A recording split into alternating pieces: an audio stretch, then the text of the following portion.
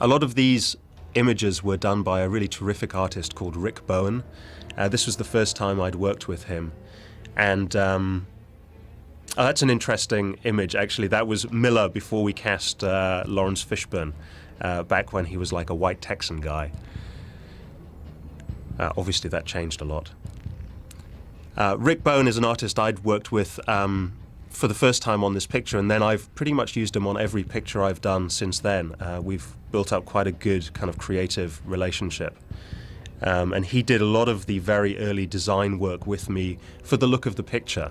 You can see there's a lot of the horrific imagery was done by myself and Rick before we brought a production designer on board. We were prepping the movie in LA. Ultimately, we shot the movie in London and used a British designer, Joseph Bennett. But by the time we brought Joseph on, a lot of the look of the picture was already set.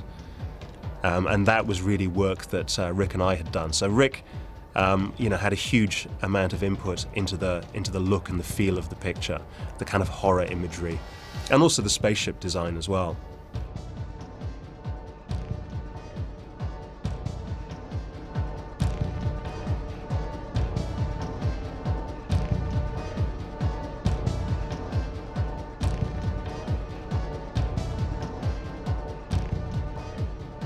This image here of the medical bay is quite an interesting one, because you can see the design of the table, the kind of look of the medical bay was very much present in that original conceptual work that I did with Rick. Even before we'd even hired a designer in London.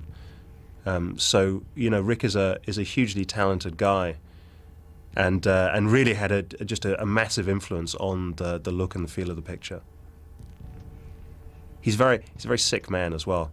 I think if he had actually been the designer on the picture, it would have been an NC-17 for sure. I mean, I say he's a sick man in the nicest possible way. I mean that as a compliment, Rick, if you ever listen to this.